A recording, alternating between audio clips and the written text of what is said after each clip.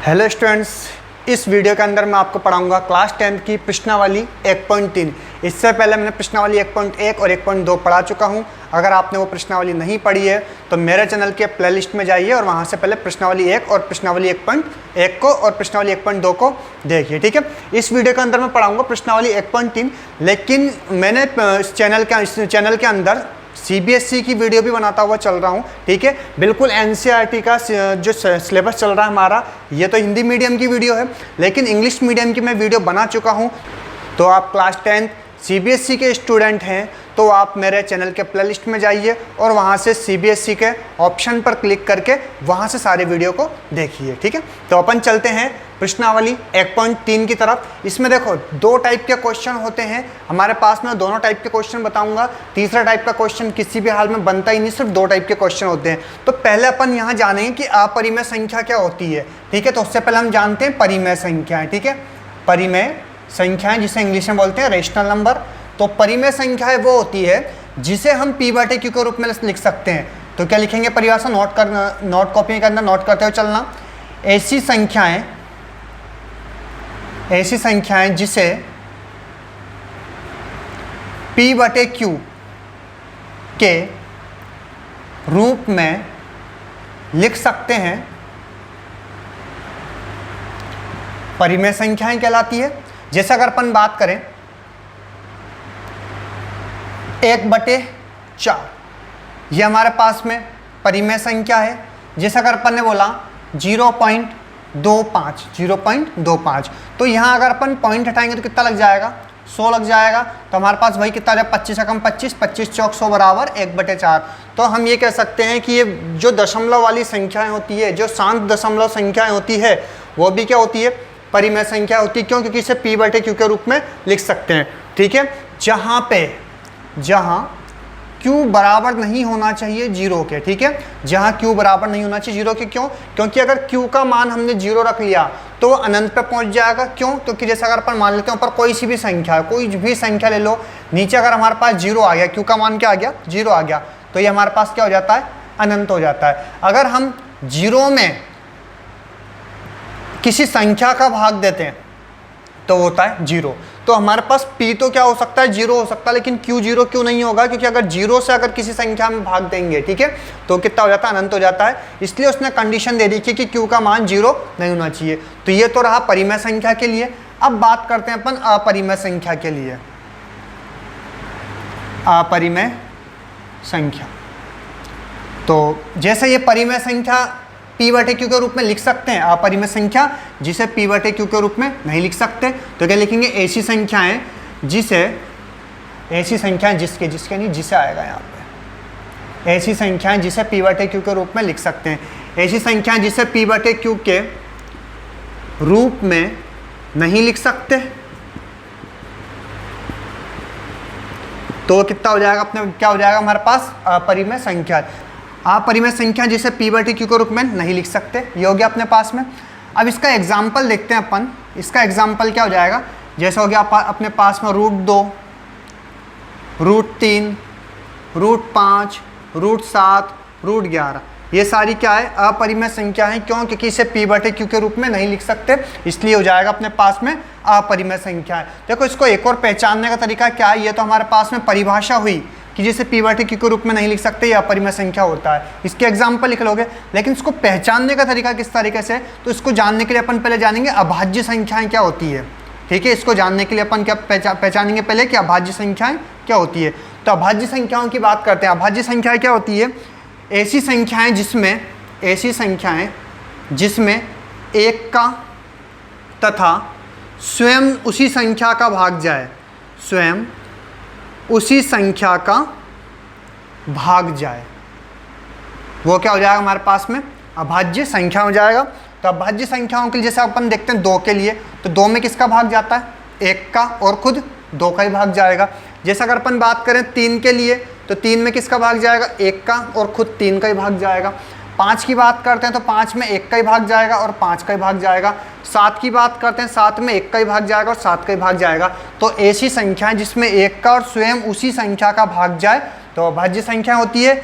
और अभाज्य संख्याओं के ऊपर अगर हमारे पास में रूट लग जाता है, अभाज्य संख्याओं के ऊपर अगर हमारे पास रूट लग जाता है तो क्या बन जाएगी हमारे पास में अपरिमेय संख्याएं। तो ये अभाज्य संख्याओं के ऊपर अगर हमारे पास रूट लग गया तो क्या बन जाएगा हमारे पास अपरिमेय संख्या बन जाएगा।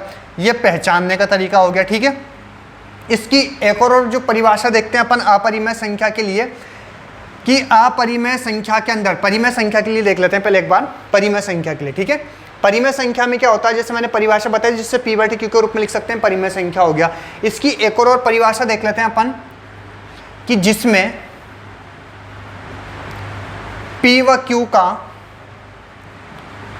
सार्वगुणनखंड, p व q का सार्वगुणनखंड एक होना चाहिए, एक होना चाहिए, तो क्या हो जाएगा हमारे पास परिमेय संख्या हो जाएगा। मतलब अगर जो दोनों में कॉमन निकले, दोनों में कॉमन कितना निकलना चाहिए, एक निकलना चाहिए, तो वो होता है परिमेय संख्या। अगर एक के अलावा और कुछ भी कॉमन निकल जाए तो वो परिमेय संख्या नहीं होती है, वो क्या होती है हमारे पास अपरिमेय संख्या होती है। तो ये हमारे पास पहचानने का तरीका है। पहले मैंने परिभाषा बता दी परिमेय संख्या के लिए, उसका एग्जाम्पल दे दिया, तरीका बता दिया कि यहाँ पे q का मान 0 क्यों नहीं होना चाहिए। फिर इसके लिए दूसरा पहचानने का तरीका क्या बता दिया, क्योंकि ये वाली लाइन काम में आएगी हमारे, ठीक है, ये वाली काम में आएगी, इसलिए मैंने ये लिखाना जरूरी समझा, क्योंकि जिसमें p व q का सार्वगुणनखंड एक होना चाहिए तो वो क्या हो जाएगा हमारे पास परिमेय संख्या हो जाएगा। एक के अलावा अगर और कुछ भी सार्वगुणनखंड निकलता है तो हम क्या बोलेंगे, वो परिमेय संख्या नहीं है, वो क्या है अपरिमेय संख्या। तो यहाँ पे हो जाएगा अपरिमेय संख्या के लिए मैंने पहले परिभाषा बता दी है, उसका एग्जाम्पल बता दिया, पहचानने का तरीका बता दिया किस तरीके से पहचानते हैं, ठीक है। अब हम चलते हैं इनके क्वेश्चन की तरफ कि प्रश्नावली 1.3 देखो, ये प्रश्नावली 1.3 इसलिए इंपॉर्टेंट है क्योंकि इसका हर बार एक क्वेश्चन पूछा गया है जो 3 नंबर का पूछा जाता है, ठीक है। इसलिए इस प्रश्नावली को बिल्कुल ढंग से पढ़ना। तो इसमें देखो टाइप नंबर फर्स्ट के अंदर क्वेश्चन किस किस तरीके से पूछे जाएंगे, टाइप फर्स्ट के अंदर तो टाइप सेकेंड के अंदर। तो पहले ये नोट कर लेना, इससे बाहर कुछ भी नहीं होता है, सिर्फ यही क्वेश्चन हर साल पूछे गए हैं और यही पूछे जाते हैं। तो टाइप फर्स्ट के अंदर देखेंगे, जैसे उसने √2 के लिए पूछ लिया कि सिद्ध करो √2 एक अपरिमेय संख्या है। उसने √3 के लिए पूछ लिया, उसने √5 के लिए पूछ लिया, उसने √7 के लिए पूछ लिया और उसने पूछ लिया ये बटे के लिए, ठीक है, इस टाइप के। अब बटे के अंदर भी 1/√2 आ सकता है, 1/√3 आ सकता है, 1/√5 आ सकता है, 1/√7 आ सकता है, मतलब यहाँ पे बटे में आ सकती संख्या है। बाकी पूरा प्रोसेस वही रहेगा। टाइप नंबर फर्स्ट में हो गया। टाइप नंबर सेकंड के अंदर हम देखेंगे कि क्वेश्चन किस तरह से करेगा। कैसे इसने दे दिया, कोई अपरिमेय संख्या दे दी, अपरिमेय संख्या के साथ तुम्हें प्लस में कोई संख्या दे सकता है, ठीक है। दूसरा क्वेश्चन, तुम्हें इसी के अंदर माइनस में कोई संख्या दे सकता है। तीसरा क्वेश्चन, तुम्हें इसी के अंदर गुणा में कोई संख्या दे सकता है, ठीक है। चौथा क्वेश्चन, प्लस माइनस गुणा भाग सब दे सकता है। जैसे यहाँ पे अपन 3 मान लेते हैं, या फिर एक काम करते हैं 4 मान लेते हैं बटे 5। तो इससे रिलेटेड क्वेश्चन पूछता है, या माइनस भी आ सकता है, प्लस भी आ सकता है। तो ये सिर्फ अभी अपन ने सवाल की शक्ल बताई है कि किस तरीके से 2 टाइप के क्वेश्चन होते हैं, तीसरा टाइप का नहीं बनता है। तो टाइप नंबर फर्स्ट के अंदर अकेली संख्याएं आएगी, ठीक है। तो हम इस टाइप से क्वेश्चन करेंगे। अगर रूट के अंदर जो अभाज्य संख्या है हमारे, सॉरी अपरिमेय संख्या है हमारे पास में, अपरिमेय संख्या के साथ में कोई अकेली संख्या है, ठीक है, कोई भी संख्या हो सकती है, कोई भी अंक हो सकता है, तो वो प्लस माइनस गुणा भाग में नहीं आ सकता, ठीक है। भाग में अगर आएगा तो इस तरीके से आएगा हमारे पास में, ठीक है। जैसे अगर भाग में आ जाए तो कुल मिला के इस तरीके से आएगा, जैसे 5 दे दिया उसने, ठीक है। लेकिन बटे में जो आएगा वो इस तरीके से नहीं आएगा कि ऊपर 1 और नीचे, हमेशा आएगा तो नीचे बटे के अंदर कोई संख्या दे देगा तुम्हें, तो 5वां क्वेश्चन इस टाइप से हो जाएगा हमारे पास, ठीक है। तो कुल मिला के यही टाइप होते हैं, इससे बाहर कोई क्वेश्चन नहीं होता। सिर्फ हमें सवाल की शक्ल देखनी है, दोनों इसका पैटर्न अलग है और इसका पैटर्न अलग है इस पूरे टाइप सेकंड का, ठीक है। 2 हमें सिर्फ टाइप याद रखने हैं, उसके अलावा अपनी पूरी प्रश्नावली 1.3 कंप्लीट हो जाएगी, ठीक है। हाँ, प्रश्नावली 1.3 का पहला क्वेश्चन है, सिद्ध करो √5 एक अपरिमेय संख्या। तो देखो ये टाइप नंबर फर्स्ट का क्वेश्चन है, जो मैंने बताया था अभी आपको कि टाइप नंबर फर्स्ट और सेकंड तो अकेली रूट वाली संख्या आ रही है। तो देखो टाइप नंबर जो फर्स्ट होता है वो थोड़ा सा बड़ा होता है, टाइप नंबर सेकंड छोटा टाइप, मतलब छोटा सॉल्यूशन होता है उसका। तो पहले अपन टाइप फर्स्ट के हिसाब से देखेंगे। तो इसको समझने के लिए पहले अपन कुछ चीज़ों को बेसिक समझते हैं। देखो इसने बोला सिद्ध करो √5 एक अपरिमेय संख्या है, तो अपन एक छोटा सा एक एग्जाम्पल लेते हैं, ठीक है। पहले मैं उसको जनरल तरीके से बताता हूँ, फिर उसके बाद आप समझना इस क्वेश्चन किस तरीके से होगा। जैसे मैंने बोला कि अगर किसी एक, जैसे मान लिया अपन ने कोई एक नाम है, जैसे अपन बोल देते हैं कि सिद्ध करना है कि राम एक लड़का है, ठीक है। सिद्ध क्या करना है, राम एक लड़का है, ठीक है। ये चीज़ हमें सिद्ध करनी है, अपन जनरल वे में लेकर चल रहे हैं, पहले इसको छोड़ते हैं, अपन इसको समझते हैं। पहले अपन मान लिया सिद्ध करना है हमें, सिद्ध क्या करना है कि राम एक लड़का है। तो इसका सॉल्यूशन किस तरीके से करेंगे, देखो पहले इसका अपोजिट मान लेते हैं अपन कि माना राम एक लड़की है, ठीक है। राम एक लड़की है। जब राम एक लड़की है तो जाहिर सी बात है इसमें लड़कियों के गुण पाए जाएंगे, ठीक है। तो हम पहले देखेंगे राम को क्या करेंगे, जो लड़की के गुण होंगे, लड़की के गुण जैसे पतली आवाज़ का हुआ है, उसका मेकअप किस तरीके से क्या, तो हम देखेंगे।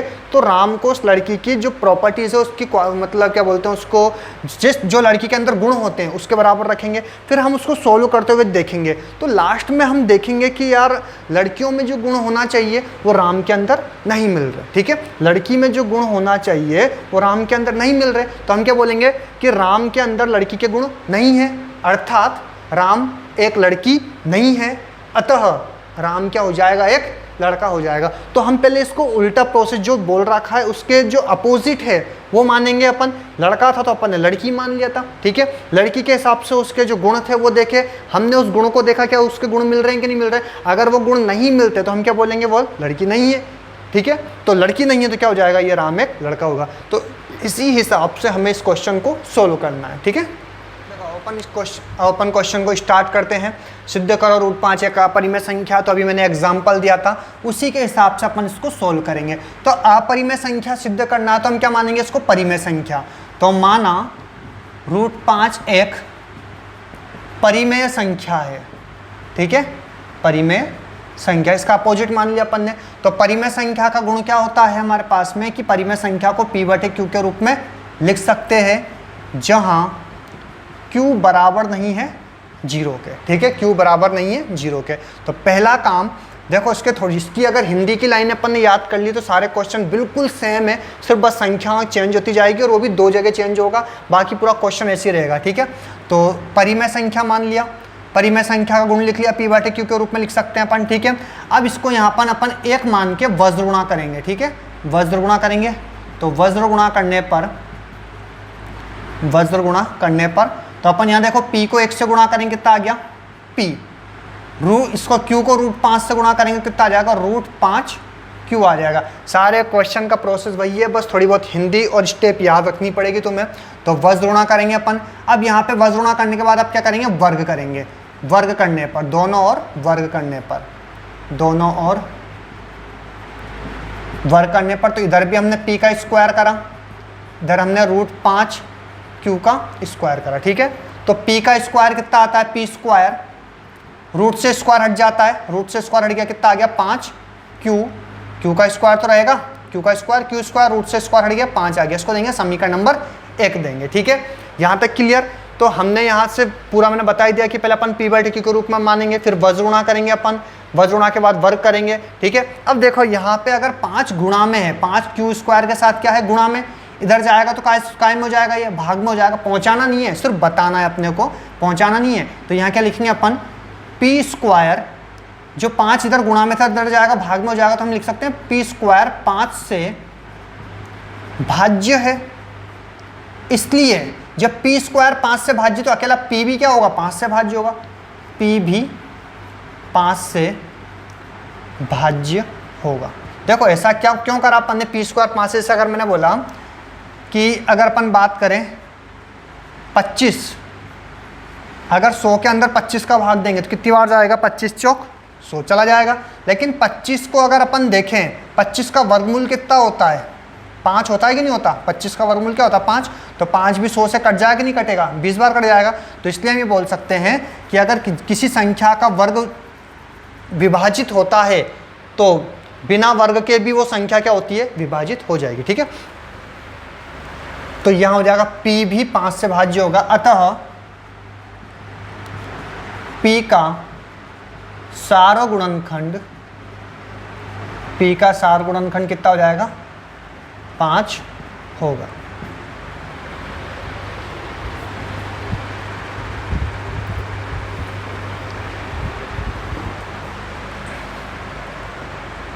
अब देखो समीकरण नंबर 1 से अब दोबारा मानेंगे अपन, पुनः दोबारा मानेंगे अपन मानने के लिए कहा समीकरण नंबर 1 से।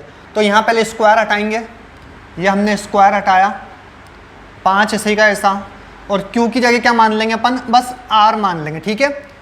P बराबर यहाँ से P बराबर 5 ऐसे का ऐसा, P बराबर 5 ऐसे का ऐसा, Q के स्थान पर क्या मान लेंगे, R मान लेंगे, ठीक है। बस Q के स्थान पर R मान लेंगे। अब वापस से वही काम करेंगे, दोनों ओर वर्ग करने पर, दोनों ओर वर्ग करने पर जब वर्ग करेंगे तो P का स्क्वायर हो जाएगा, 5 R स्क्वायर हो जाएगा, इधर भी स्क्वायर कर लिया, इधर भी स्क्वायर, P का स्क्वायर P स्क्वायर, 5 का स्क्वायर 25 हो गया, R का स्क्वायर R स्क्वायर आ गया, ठीक है। अब देखो P स्क्वायर का मान क्या है, 5Q स्क्वायर, P स्क्वायर का मान है 5Q स्क्वायर, यहाँ रख देंगे। तो समीकरण 1 से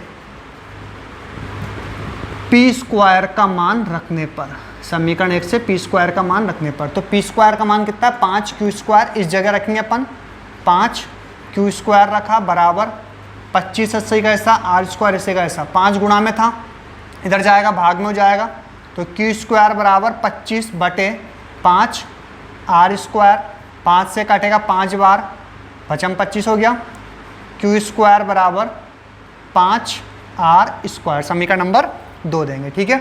अब जैसे ये प्रोसेस करा था ना अपन ने लिखा था, वैसे यहाँ लिखेंगे कि 5 गुणा में इधर जाएगा भाग में, तो यहाँ लिखेंगे Q स्क्वायर 5 से भाज्य होगा, ठीक है।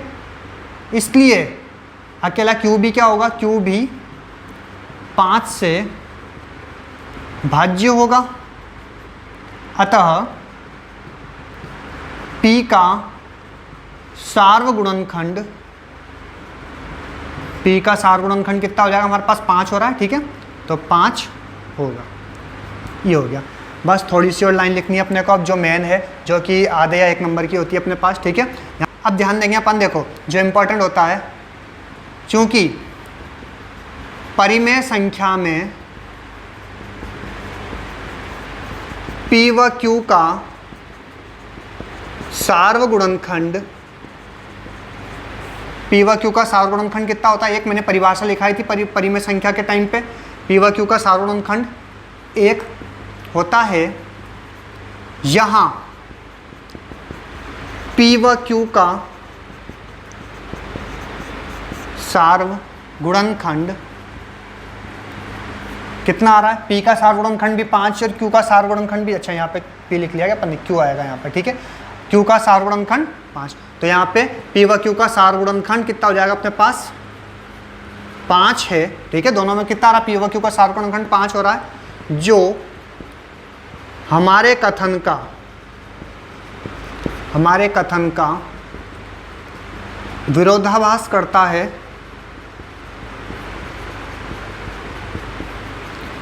मतलब ये लाइन क्या है, विरोधाभास कैसे, जो हमारे कथन क्या, कि जो हमने परिमेय संख्या मानी थी उसका विरोधाभास कर रहा है, ये बोल रहा है कि जो तुमने माना है वो गलत माना है, ठीक है। इस लाइन का मतलब क्या है, कि जो हमारे कथन का विरोधाभास करता है, इसका मतलब ये है कि जो तुमने माना है वो तुमने गलत माना है। तो गलत क्या माना है, इसलिए √5 एक परिमेय संख्या नहीं है।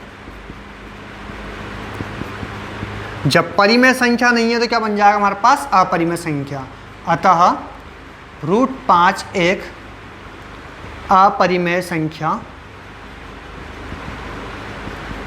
होगी। तो ये हमारा क्वेश्चन रहेगा, और ये 3 नंबर का क्वेश्चन आता अपने पास में, बड़ा क्वेश्चन है, लेकिन इसकी 1-2 बार अपन प्रैक्टिस करेंगे तो बहुत अच्छे तरीके से आ जाएगा। पूरा प्रोसेस वही रहता है, बस कुछ डिजिट हमारी चेंज होती है। तो देखो यहाँ पे से अगर अपने √5 आ रहा है, अभी सपोज कर लो यहाँ √3 आता, √3 आता तो हम क्या क्या चेंज करते, √3 यहाँ आता, √3 यहाँ आता, यहाँ पे √3 आता, यहाँ पे √3 आता, तो यहाँ पे कितना रह जाता हमारे पास, 3 रह जाता, रहता है यहाँ पे 3, ठीक है। यहाँ पे क्या आता, 3, यहाँ पे 3, यहाँ पे भी 3 आ जाता, ठीक है। फिर यहाँ पे भी कितना आता, 3 आता, यहाँ पे भी 3 आता, 3 का स्क्वायर करते, 3 का स्क्वायर करते कितना आ जाता, 9 आ जाता, ठीक है। P स्क्वायर यहाँ पे 5 है तो 5 की जगह कितना आना है, 3 आना है, ठीक है। और 25 की जगह कितना आना है, 9, क्योंकि 3 का स्क्वायर करा था ना, तो कितना आ जाएगा 9, 3 का 9 में भाग दोगे, 3 तिया 9, तो 5 आ रहा, 5 की जगह कितना आ जाएगा, 3, यहाँ भी 3, यहाँ भी 3, यहाँ भी 3, यहाँ भी 3, यहाँ भी अपने पास में कितना आ जाएगा, 3 आ जाएगा, यहाँ भी 3। कुल मिला के अगर हमारे पास 3 दे रखा है तो हम क्या करेंगे, 5 की जगह सब जगह क्या क्या कर लेंगे, 3 कर लेंगे। लेकिन जहाँ 5 का वर्ग हमने 25 करा है तो वहाँ 3 का वर्ग कितना करेंगे, 9 करेंगे। बस इतना करना है। जैसे अगर अपने पास आ गया 7 आ गया तो यहाँ पे 7 करेंगे, यहाँ 7 करेंगे, यहाँ 7, यहाँ 7, यहाँ 7, यहाँ 7, यहाँ भी 7 करेंगे, यहाँ भी 7, यहाँ भी 7 कर लेंगे। लेकिन 7 का स्क्वायर कितना हो जाएगा, 49 हो जाएगा। 5 की जगह 7 आ जाएगा, 7 का स्क्वायर 49 आ जाएगा। 49 में 7 का भाग देंगे, 7 बार कट जाएगा। ठीक है, यहाँ 7 आ गया, 7 7 7, यहाँ पे भी कितना आ जाएगा, 7 आ जाएगा, 7 और 7। तो कुल मिला के हमारा सवाल तो बिल्कुल वैसा ही है, लेकिन बस संख्या चेंज होनी है और बिल्कुल थोड़ी सी संख्या चेंज होनी है अपने पास। बाकी अपने सारे क्वेश्चन कर सकते हैं। जो अकेली संख्या आती है उसको करने का तरीका हमारा यह रहेगा। ठीक है, तो स्टूडेंट्स आज की वीडियो में बस इतना ही रहेगा। क्वेश्चन नंबर पहला मैंने बता दिया कि इसके अंदर इंट्रो के अंदर ज़्यादा टाइम लग गया मेरे को समझाने में।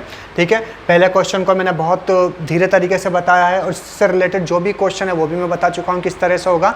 तो जो नेक्स्ट क्वेश्चन मैं पढ़ाऊँगा वो नेक्स्ट वीडियो के अंदर होगा। तो अगर आपको वीडियो पसंद आती है तो जितने भी अपने फ्रेंड्स हैं सारे फ्रेंड्स को अपने को ये वीडियो शेयर करनी है और सभी को वीडियो को लाइक करना है। अगर आप चैनल पे नए हैं तो चैनल को सब्सक्राइब करना है। ठीक है, और मैंने बता दिया सीबीएसई स्टूडेंट के लिए मैं वीडियो ऑलरेडी बना चुका हूं। मेरे प्लेलिस्ट के अंदर सीबीएसई की वीडियो बनी हुई है। तो अगर आप सीबीएसई के स्टूडेंट हैं तो मेरे चैनल के प्लेलिस्ट में जाइए और वहां से सीबीएसई की वीडियोस देखिए।